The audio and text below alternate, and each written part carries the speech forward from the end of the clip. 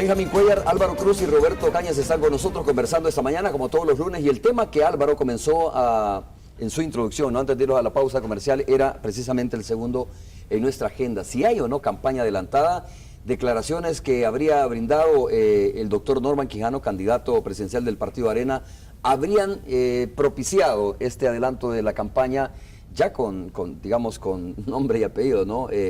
Álvaro, tú, ¿qué piensas sobre esto? Sí hay esto, ¿no? ¿Y cuánto afecta o beneficia al país realmente esta cuestión? Es terrible el país. ¿Cómo lo amarramos con el tema anterior que decíamos, bueno, estamos ya agarrando la pita de las próximas elecciones cuando hay un debate fuerte todavía en este gobierno, ¿no? Miren, lo grave es que tenemos ante nosotros 19 meses hasta la elección de marzo del 2014.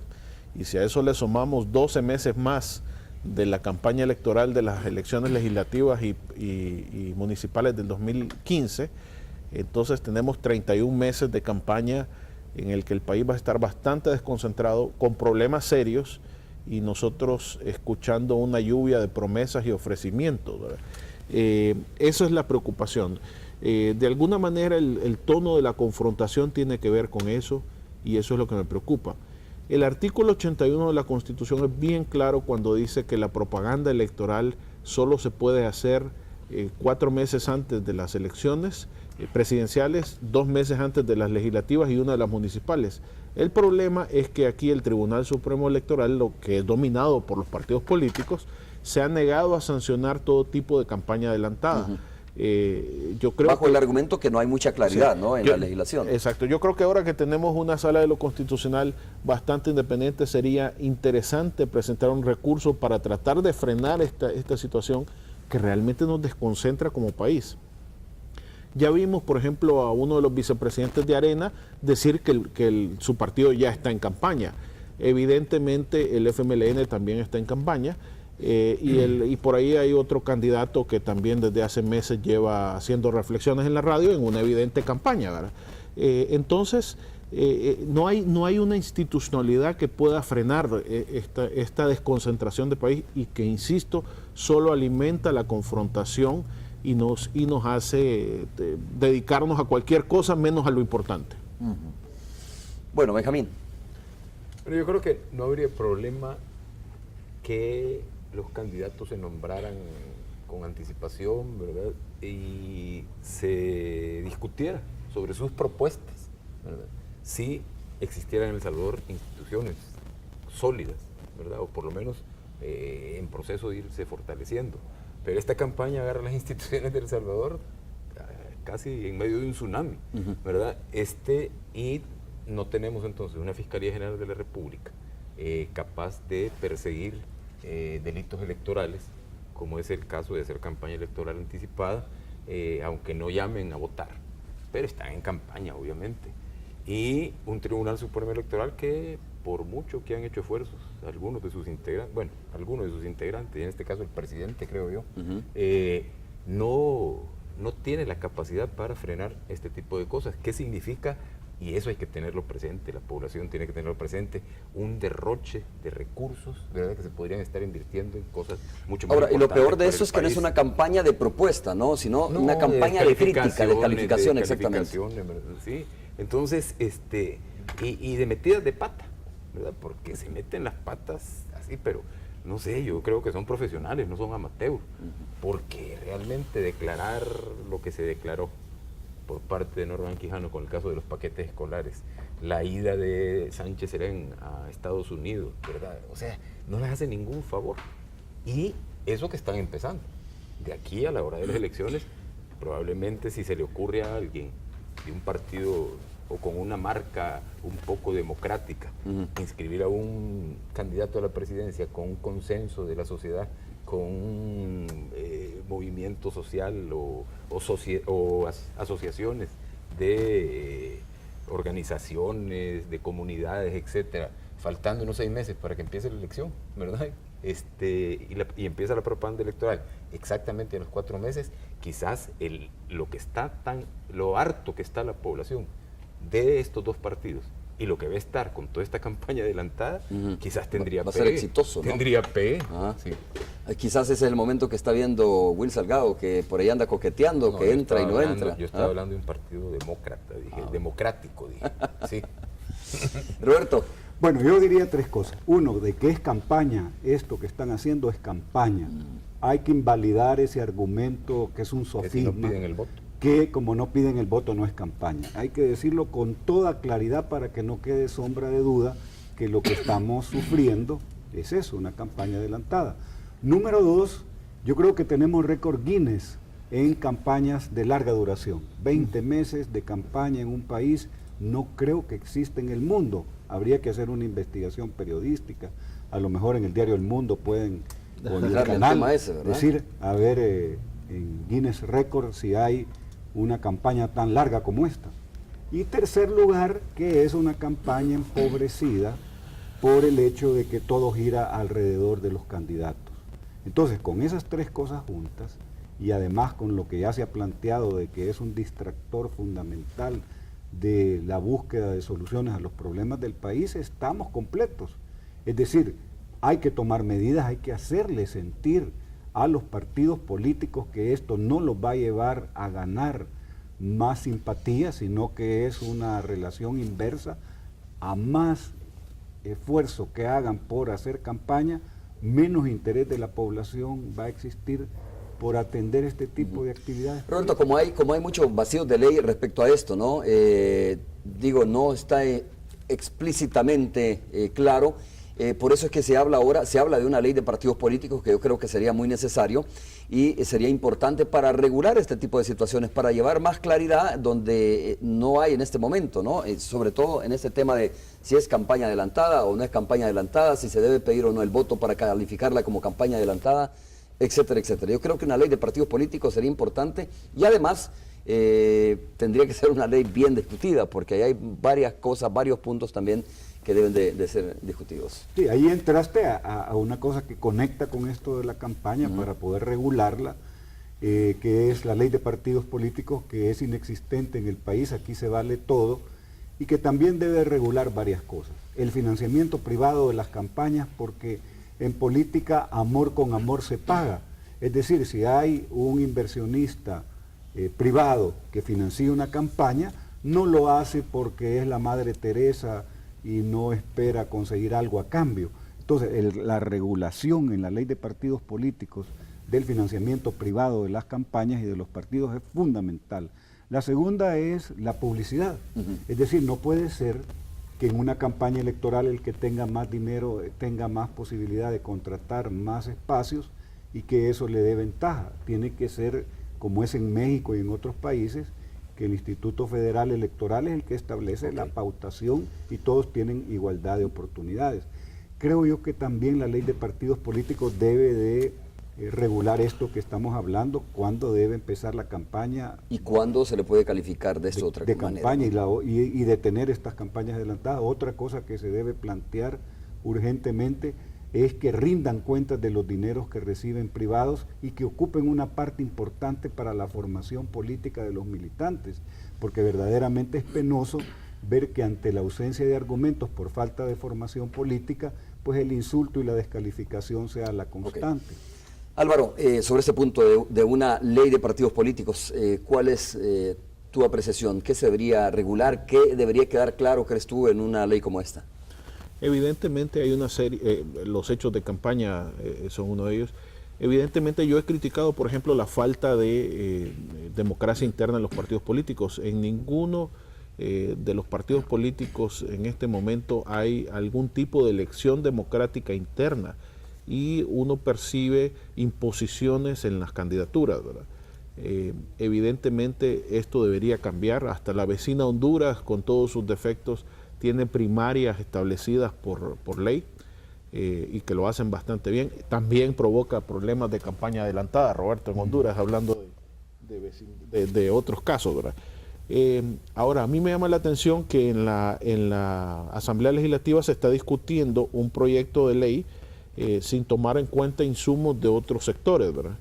Y en los partidos, una de las cosas que han llegado de consenso es subir los fondos estatales para los partidos políticos.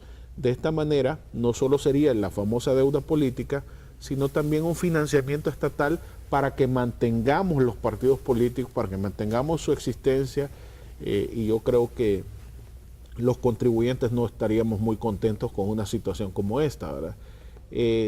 La otra parte es el control de las finanzas de los partidos, de dónde viene el dinero. El FMLN ha propuesto que no haya donaciones de empresas, de sociedades anónimas, de personas jurídicas, sino solo de personas naturales. Pero esto es una cosa media rara. Miren, si usted le pone límite a las empresas, a las sociedades anónimas, a las personas jurídicas para hacer donativos, digamos de $50,000, está establecido claramente. Pero en el caso de personas naturales, usted puede encontrar entonces 1,000 personas que dan $1,000 y supera el límite de una empresa, de una sociedad jurídica, y el juego se repite, ¿verdad? Y no sabemos si esas 1,000 personas que van a dar $1,000, qué tipo de origen tiene el dinero, ¿verdad? Es un lenguaje de doble moral que a veces usan los partidos en general, con tal de parecer transparentes, pero no serlo, ¿verdad? Y al final continuar igual. Y al final continuará. Pero la mayor preocupación en esta circunstancia particular, y ya lo vemos en el caso que mencionábamos antes de la incautación de dinero, es la infiltración de dinero del crimen organizado en las campañas electorales. Ya hubo un caso dramático en Colombia en la campaña de Ernesto Samper en los años 90. Ya se mencionan muchos casos en México. No sería nada raro que estaríamos igual aquí. Benjamín, ¿cuáles reflexiones son las tuyas? Por esto último que plantea Álvaro, han caído presidentes en América Latina. Yo creo que más que lenguaje de doble moral es picardía política, ¿verdad? Y yo creo que aquí se trata de, bueno, cuando se habla de una ley de partidos políticos, estamos hablando de que los mismos partidos políticos se autoinmolen, ¿verdad? Se corten el cuello ellos y no lo van a hacer. Una especie de harakiri, ¿no? Sí, no van a hacer. Entonces ahí vamos a algo que todavía es una aspiración por la que hay que trabajar para que se cumpla, que es construir poder ciudadano, ¿verdad? No hay poder que negocie con otro poder, con un débil.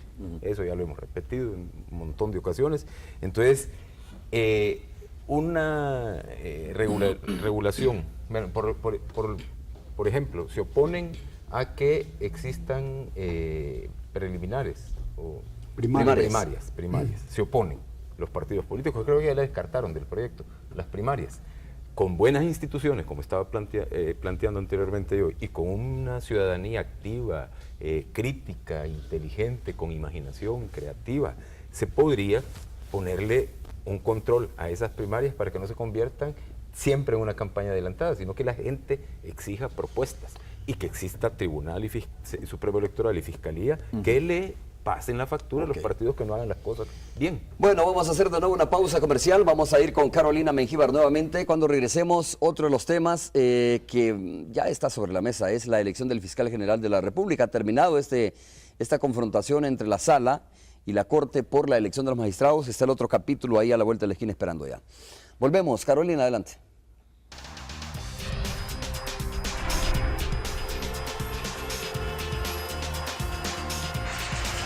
Gracias, Romeo, y cuando son las 7:46 de la mañana es momento de conocer cómo fluye el tráfico en las principales calles de la capital, y para ello inicio informándoles que el tráfico sobre la avenida Jerusalén está bastante pesado a esta hora de la mañana. Mucha precaución. También nuestro amigo Anonymous nos dice que sobre el Boulevard del Ejército hay fuerte congestionamiento, eso sobre todo a la altura de Unilever. Asimismo, nos reportan que sigue intermitente el semáforo que conduce sobre la calle El Volcán por la gasolinera 1, un problema que les afecta, nos informan durante todas las mañanas, por lo que piden que las autoridades competentes pues intervengan. Asimismo, el semáforo del cuartel, ubicado en cercanías del cuartel El Zapote, ocasiona tráfico en la calle que conduce hacia los planes de Renderos desde San Salvador, y como ya les informaba, el tráfico continúa paralizado sobre la Troncal del Norte luego de un accidente de tránsito que se suscitó en el kilómetro 6, en el que se vio involucrado un autobús del transporte público. Pero para conocer cómo está la situación a esta hora de la mañana, nos trasladamos de inmediato con nuestra compañera Isabel Melara. Adelante, Isabel. Gracias y muy buenos días. Así es, nos encontramos específicamente en el kilómetro 6,5 de la carretera troncal del norte, donde esta mañana se produjo un accidente de tránsito entre un bus de la ruta 38, que ustedes observan que por ahora lo están movilizando, un bus de la ruta 119 que hace su recorrido a Chalatenango y un taxi. Ahí pueden ustedes observar que un bus de la ruta 119 que se dirigía hacia Chalatenango se accidentó pasando sobre la división que ustedes observan. Las primeras versiones es de que varios lesionados dejó este accidente, sin embargo, nada que lamentar, no hay ningún fallecido. Sí está ocasionando bastante tráfico a esta hora de la mañana. Tengo entendido que son 2 unidades del transporte público de pasajeros totalmente involucradas en este caso y un taxista. El tránsito de los vehículos está bastante complicado para quienes están viniendo de Apopa hacia San Salvador, y por ahorita lo que se está haciendo es tratando de mover con los propios involucrados esta situación que es un poste que ustedes observan que ha quedado sobre los 2 carriles de la carretera que conduce de Apopa hacia San Salvador. Trataremos de conversar con algunas de las personas que involucradas en este percance que por ahora ha dejado únicamente 4 personas lesionadas, pero no de gravedad. Tal vez nos puede comentar un poco qué fue lo que ocurrió según las primeras versiones que ustedes tienen como policía. Bueno, lo único que tenemos de información es que el bus que se observa acá, la ruta 119, al parecer sufrió desperfectos mecánicos, por lo que ocasionó que se subiera lo que es la valla separadora, provocando que cayeran 2 postes del tendido eléctrico. Y uno de ellos le ha caído a la ruta 38C y es la otra involucrada en este accidente, pero cabe mencionar que no, gracias a Dios no hubieron personas de gravedad, ninguna a pesar del aparatoso que se ve el accidente, solamente eso es lo único que nos han dicho ambos motoristas. Gracias por acompañarnos esta mañana. La situación es complicada, sin embargo ya escuchábamos a las autoridades policiales que precisamente no ha dejado ninguna persona fallecida a pesar de lo aparatoso que ustedes han observado. Este es el informe que tengo. Importante recordar a los conductores tomar vías alternas y tener un poco de paciencia por este accidente de tránsito. Con este despacho me despido. Buenos días. Gracias, Isabel. Y recapitulando, 4 personas lesionadas, aunque no de gravedad, en un accidente de tránsito en el que se vieron involucrados 2 autobuses. Armarse de paciencia. Tráfico complicado en el carril que conduce de Apopa hacia San Salvador. Como ya lo decía Isabel, tomar rutas alternas. Con esto nos vamos a una nueva pausa comercial, pero regresamos con mucha más información.